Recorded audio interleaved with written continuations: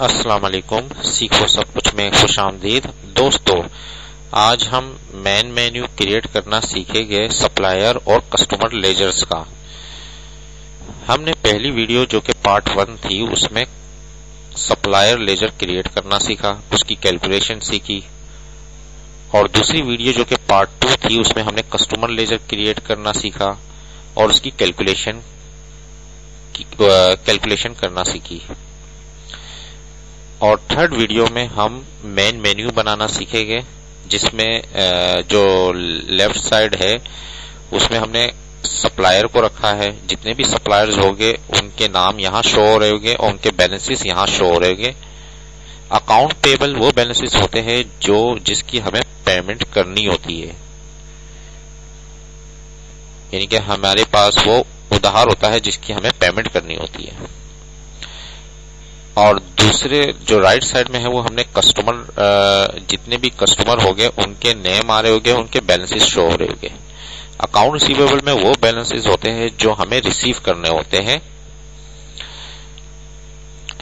तो यहां हमने टोटल बैलेंस भी शो किया है। जितने भी सप्लायर्स होंगे उनके टोटल बैलेंस यहां शो हो रहे होंगे, और जितने भी कस्टमर होंगे उनके बैलेंसेस यहां शो हो रहे होंगे टोटल। आइए देखते हैं कि इसकी कैलकुलेशन हमने किस तरीके से की और उसको किस तरीके से बनाया। आप सबसे पहले मैं आ जाता हूँ सप्लायर अकाउंट में। इसमें हमने ये बैलेंस जो उठाया है वो किस तरीके से उठाया है आइए देखते हैं। मैं इसको डिलीट कर देता हूं। मैंने इसको उठाया है इज इक्वल टू प्रेस कर जैसे ही मैं सप्लायर की शीट में आया, यहां से ये जो सप्लायर का सेल है जिसमें बैलेंस शो हो रहा है इसको सिलेक्ट कर लिया, और जैसे ही मैं इंटर करूंगा तो ये बैलेंस उठकर यहां आ जाएगा। अब होगा क्या कि सप्लायर में अगर मैं यहां लिख देता हूं, फॉर एग्जांपल हमने 20,000 का माल लिया,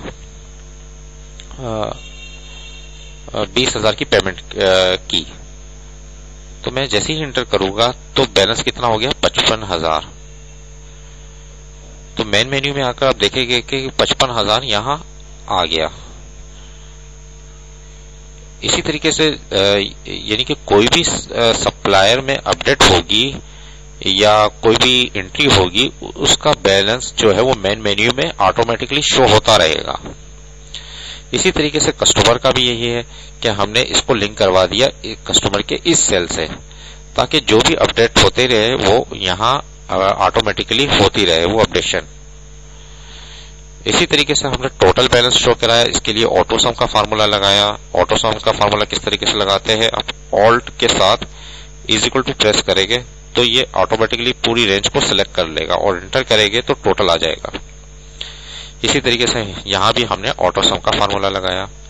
इस तरीके से अगर कोई नया सप्लायर आता है, फॉर एग्जाम्पल यहां मैंने कोई नया सप्लायर आया और उसकी पेमेंट उठकर उस सेल से आती है, मैं इधर फॉर एग्जाम्पल डमी एक लिख देता हूं 60,000, तो ये ऑटोमेटिकली यहां टोटल होता रहेगा।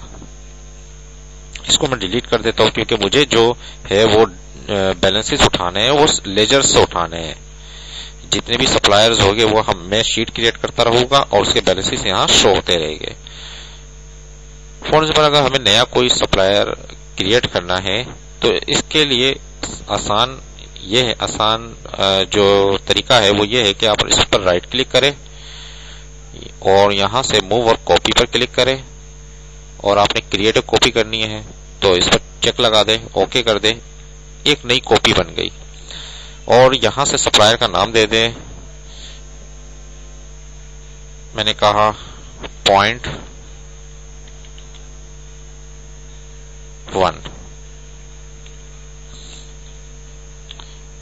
1 एक सप्लायर है, इसका मैंने नाम दे दिया, और यहां से मैं इसको चेंज कर दूंगा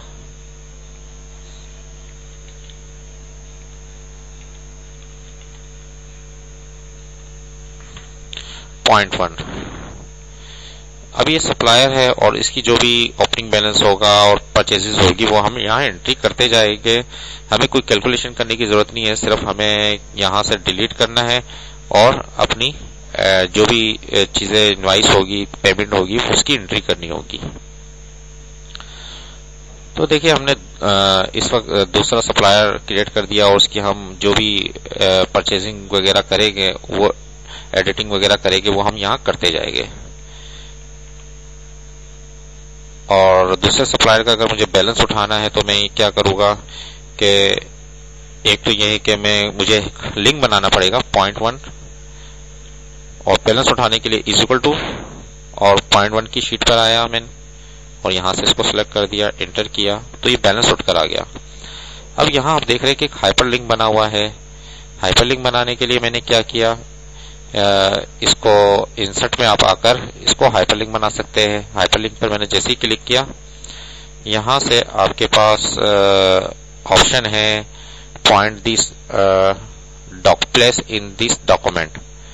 अब कहां करना है, जैसे ही मैं इस पर क्लिक करूं तो कहां चला जाए, ये 0.1 वाली लेजर पर चला जाए।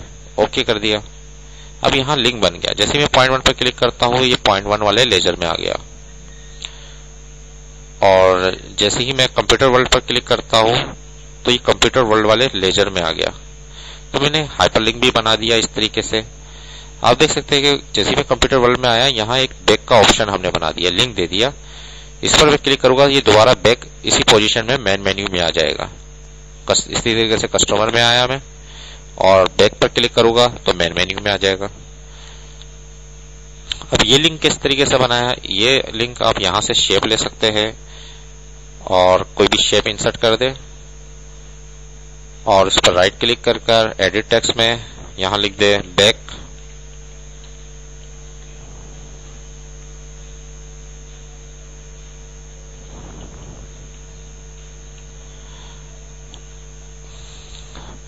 बैक लिखने के बाद इस पर क्लिक कर इंसर्ट में हाइपरलिंक है और यहां से मैंने मेन मेन्यू सिलेक्ट कर लिया, ओके कर दिया।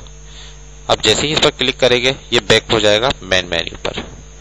तो इस तरीके से आप एक अपने सप्लायर्स और कस्टमर्स के बैलेंसेस को मेंटेन कर सकते हैं।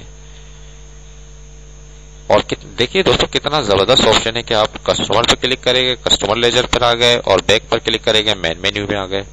इस तरीके से आपके सप्लायर जो लेजर है वो भी मेंटेन होगा, कस्टमर लेजर है वो भी मेंटेन होगा, और उसके जितने भी आउटस्टैंडिंग बैलेंसेस है वो आप यहां देख सकते हैं मेन मेन्यू में। उम्मीद है कि ये वीडियो आपको बहुत पसंद आई होगी। लाइक और सब्सक्राइब करना मत भूलिएगा। दोस्तों आप मेरे चैनल को सब्सक्राइब जरूर कीजिए ताकि कोई भी नई वीडियो वगैरह आए तो उनका नोटिफिकेशन आपको मिल जाए। Thanks for watching. Allah Hafiz.